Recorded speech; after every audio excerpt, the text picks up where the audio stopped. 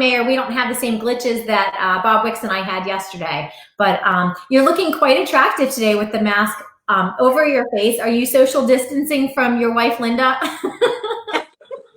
I am. We're behaving, but I wanted to wear the mask to start with because my wife has put out requests to people, anybody that has any masks. We know people that need them, the ambulance corps and so on. And at times we've been flooded with masks. The one I had on was a neighbor one block back who made happens to have Yankee logos on. So it was, my wife said, I'm sure he'll love that. But there's been all kinds, the plaids, the fancy ones that kind of have stars shooting across them and all kinds of things. So that, for every taste, there's a mask. And if people need masks, let us know and we'll try to find something that goes. I mean, some people don't like the kind that go over your ears. I prefer that over the ties, the kind of have to tie them. But fortunately, we haven't been in places where I've had to wear masks much, but I know a lot of people have to. A friend of mine said he was shopping yesterday and an old friend from high school saw him and he goes, I can't believe she knew it was me with a mask on my face, but he had a hat on and a mask and yet she knew who he was. I said, you're just unforgettable. So, I mean, I hope people are taking things seriously. It appears that numbers are a little better in the county daily, although it's hard to keep track of the numbers because now they've switched and they've gone into nursing homes specifically looking for cases. And so the numbers are up a little bit in that area. And we're all trying to figure out, how this thing is going to evolve as far as opening up the community again. I know that they're getting closer. The elective surgeries apparently are back on, which will help the hospitals, but also help the people who've had problems and have had to sit around and wait to get a knee that's, agonizingly sore finally fixed. And some of the people have bigger problems than, knees, and they've had to wait because they're considered elective surgeries. So it's nice to get that back. And one of the things that we're kind of hoping is that the construction industry will get some relief, that we have apartment buildings down on Lock Street that are just about done and they don't have permission to go in and do the finish stuff on them. We'd love to see that. So maybe people could start moving in. People have been waiting. So there's a lot of little construction things that could get a lot of people back to work. We met yesterday with the mayors from Onondaga County along with NICOM, which is the New York Conference of Mayors. They're kind of our resource agency. Any questions we have on the law, municipal type stuff, we go to them. So they came to us on a Zoom meeting and answered a lot of questions and concerns that we have as best that they could. We dealt with some things like, what about the village election that was supposed to be in March? Has now been on hold, and there was a talk it was going to be yesterday. Then that got postponed by the governor. Again, NICOM said they had proposed June 16th, which is a week before the rescheduled primaries. We still have 4 people waiting to get elected to 3 spots on the board.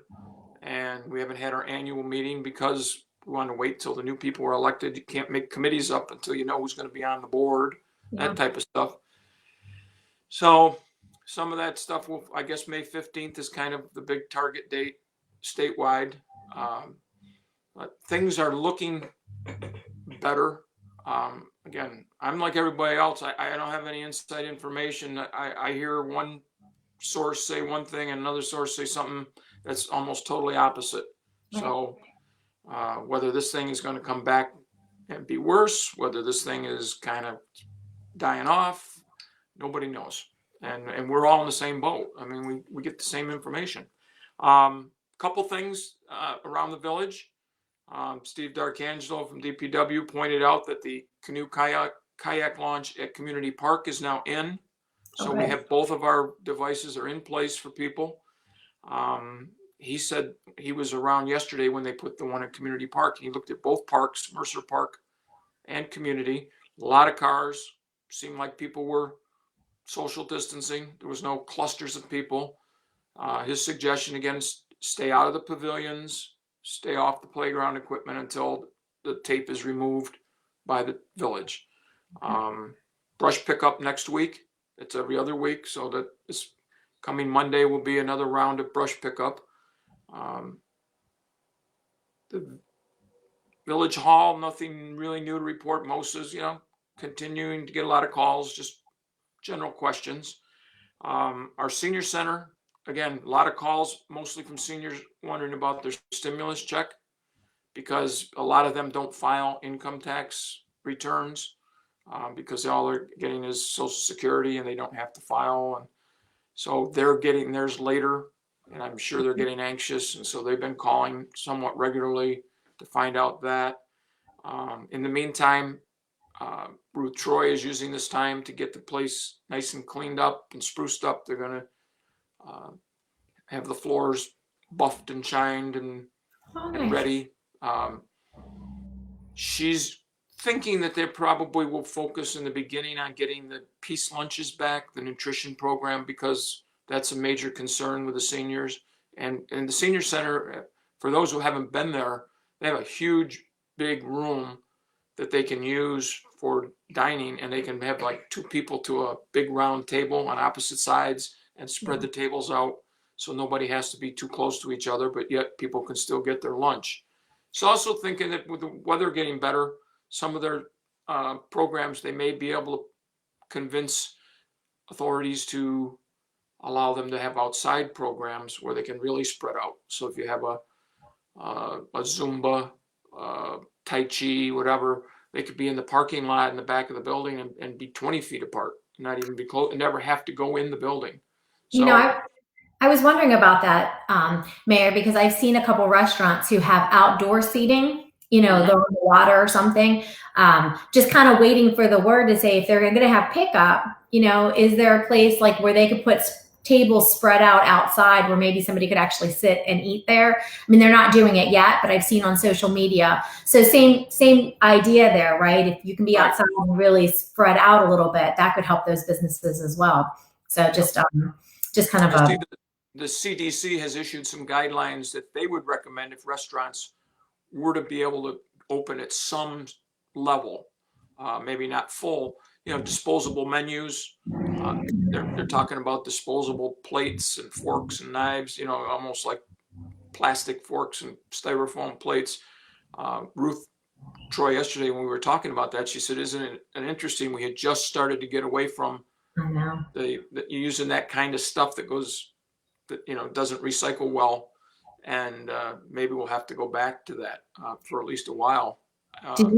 I know you and your wife don't go out nearly as much as I probably do with my job and stuff, but I've stopped into Walmart, and those plastic bags that they were told they couldn't use anymore, they're back because they don't really want their employees necessarily touching the reusable bags that people are bringing from their house and coming in. So you're right. It's like we stopped something that was bad for the environment, but now because of health concerns, at least short term, that stuff is coming back. It's crazy to think about, Yeah, and it is hard to kind of get a grasp on.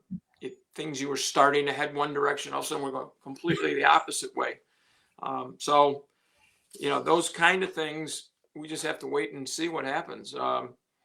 We're talking about restaurants that could have, like, I think, what's the one up on the lake? Barrios? Our Lake or Rudy's. Oh yeah, up in They have huge parking lots. They could put picnic tables and spread them way out, and people could eat. And I don't want to say that's what's going to happen, but it certainly makes you think that might be a possibility. Yeah. Hey, Mayor, I know you mentioned it before, but we did have a question about the elections again. What did you say the date was for the elections they're trying for? Well, NICOM has recommended June 16th.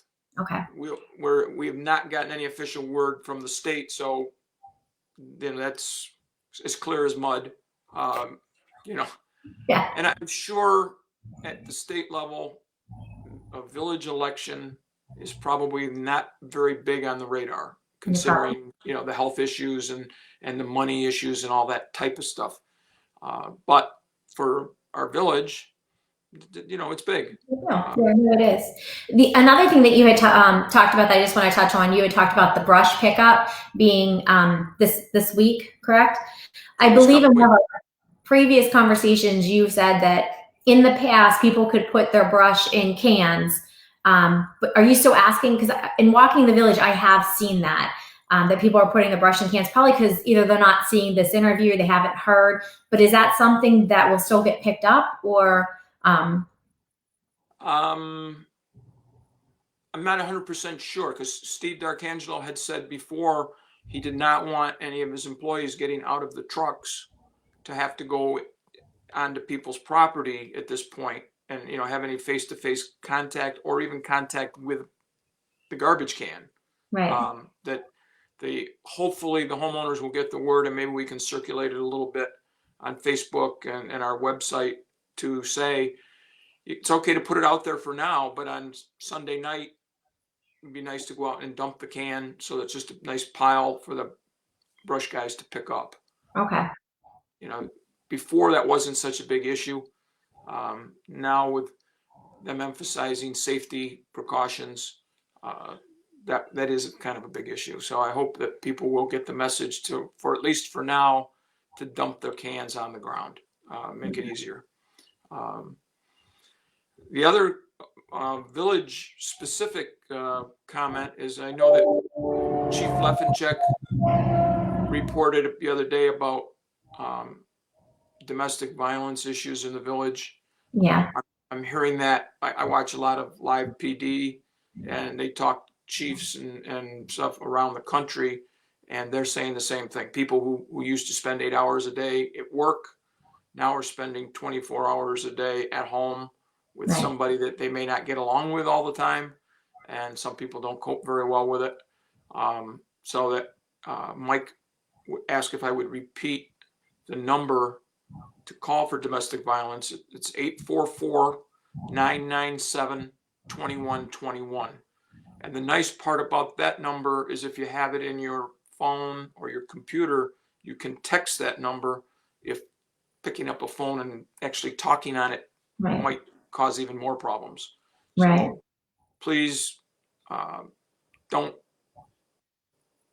tolerate a situation. Call for help. Right. And if you do send that text, you might get some help that keeps it from escalating to a point, that's even worse. I'll do the same thing I did with Chief Leffencheck's video, is I'll put this number on our post on Facebook so that, again, it's visually there for people to grab too. Okay. Oh, I wanted to mention, I'm wearing an Onondaga Laser lacrosse shirt that I got for Christmas. My grandson's a lacrosse player from Liverpool who is at OCC, and he would be in the last part of his regular season now and getting ready for the playoffs. And he's obviously not able to play. And I expected to be wearing this a few times when I went to his games. So I thought, well, for today I'll wear it. He probably won't even see this, but just so he knows that we're thinking about him. And he's a great kid, and I'm sure he's very disappointed that he's not getting to play.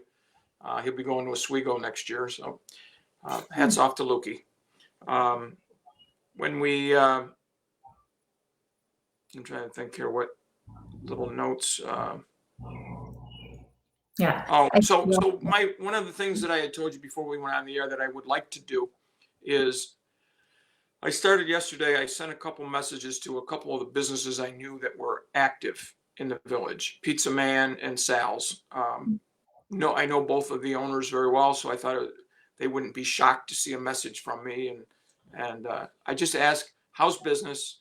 How many of your employees are you able to keep working? And did they have any interesting stories? Because I thought at this time, there's probably some crazy stories about people, requests for certain kinds of pizza because of what's going on, whatever. Yeah. Excuse me. So I did get replies from both of them. And of course, if you pay attention, you see the cars at both those places and know that they are doing well considering. Yes. Sal's said that their dining side of the building being done and so on, it just costs them about 15% of his normal business, which some of that it's probably more than that, but he's made up for it in takeout and delivery. And 80% of his staff is working, which is great to hear. That's good. Pizza Man said it's been quite challenging, especially Friday nights. I'm guessing everybody in the village is ordering pizza on Fridays. And he's got a little over half of his staff working. But he's couldn't say enough about a loyal fan base that just the people that always order pizza continue to order pizza, and there's more. And he just said he's just seen such great generosity from the community that he'll never forget. So both businesses doing well. I'm not the least bit surprised that they're doing well because they run good businesses. They're enthusiastic. They're the type of guys, if you tell them you can't go on this street, they'll find another way to get around to that house and deliver. You know, they run their businesses well, and yet, you know, they're not making the money they were making, but obviously making enough to keep going.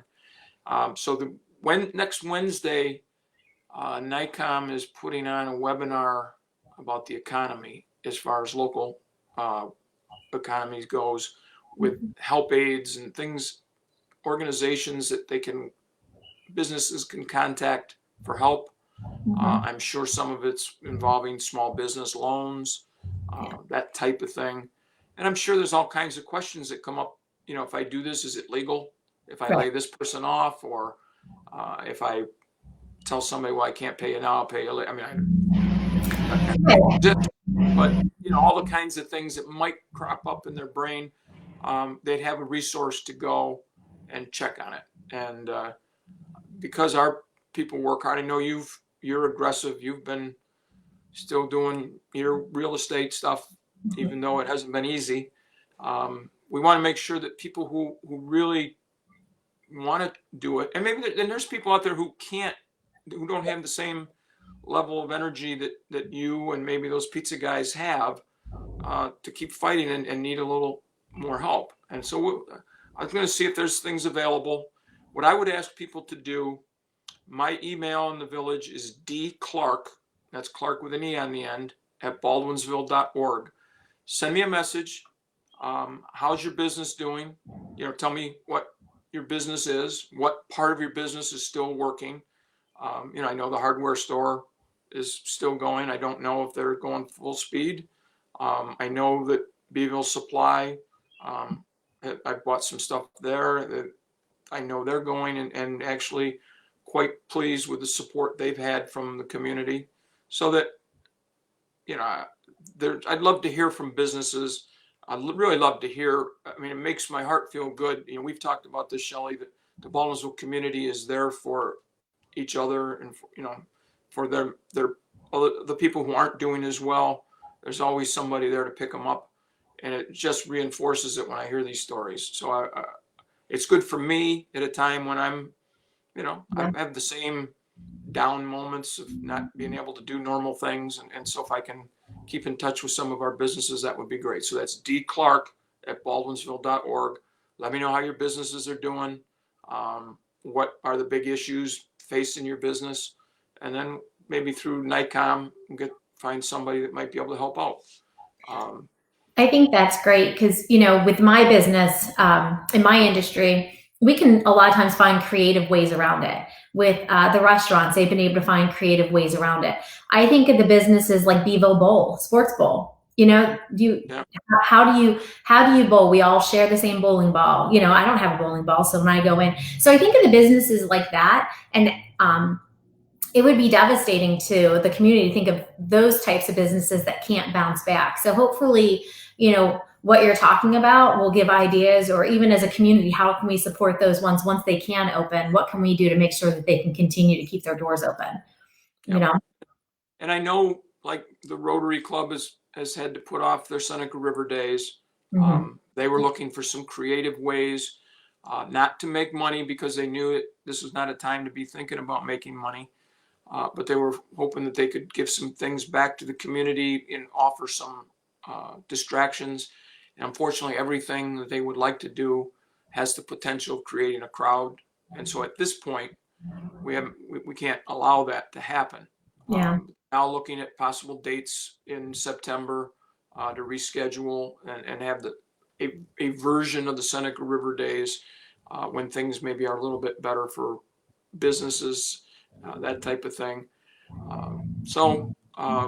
I've had some other things come up. People ask about the farmers market. Mhm. I've sent a message to the county regarding the farmers market and the carp tournament. The carp tournament is kind of an isolated event. Yeah. Doesn't attract, there's not an audience that sits in bleachers and watches people fish for carp. So to see if the possibility would exist that there might be a way to keep something like that alive. And the farmers market, the regional market is operating. Right. Maybe they would look at us and say, here's some rules that they're using at the regional market. You need to use the same rules. And so we're waiting to hear back from the county on that. Those kind of things, I would think in another month to be able to tell people you can wander around and pick up some early vegetables that are popping up. There's not much at Memorial Day, but right after things start to pop a little bit. And so, we're constantly, everything evolves. One day it looks like things might be different. And the next day it is different, but not what you want. And so we're just in a position like everybody, we're on hold. We are expanding. Our DPW crew has started mowing parks because we're concerned about mosquitoes and that type of thing. And we want the parks to be accessible. Again, we have a couple miles of trails for people who aren't familiar, much of it along the river. There's a great overlook down off of Meadow Street, and you can see all manner of wildlife, mostly birds. Just a terrific place to go and just kind of forget, you don't have to listen to the talking heads on TV and, get out of the house and get some fresh air and take a look at some of the nice things that we do have available in the village that maybe you just normally don't have time for. Yeah. I want to circle back a little bit to where you said that you were asking about the carp tournament and the farmers market. I think it's important because I wasn't aware of that in the background, those things are happening. So I think it's nice to let the community know that the village, the towns, they are thinking forward with, what happens normally in the summer. What can we do? And if we can't do it the way that we always do it, how can we tweak it, change it so it doesn't completely go away? And I appreciate the fact that you guys are trying to find ways to do that. So I'm sure other people in the community are as well. So thanks for, thinking ahead like that.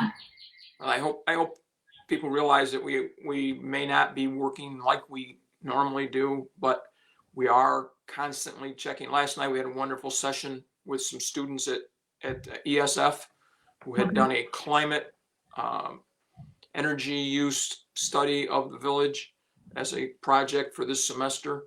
So they were all in their homes wherever they live, and then Steve D'Arcangelo and Greg Humphrey and I each were involved, and they told us, where all the energy use is in the village is as far as us, not the residents, but the village proper, and offering some suggestions on ways to maybe make things better. Our water pumps, the electric use that we have on those pumps, that's the number one electric use that in our municipal government. And so Steve is always looking for ways to, maybe we can conserve energy, save some electricity. We're always looking to lower our carbon footprint. Yeah. And so again, it's a time when not much is getting done, and yet we were there trying to look for new things to help the village, maybe to save money, to help the environment, or some combination of both. And there are things going on. Again, Greg Humphrey's been somewhat busy with small stuff. So if anybody wants a building permit for a shed, deck, whatever, call Greg at 635-2481. Okay. And he'll meet you outside, give you the building permit papers, that type of stuff. Everybody's available, all of our offices. So please don't sit around and think that you can't you have no answers, no ways to get things taken care of, we do have people ready to help you.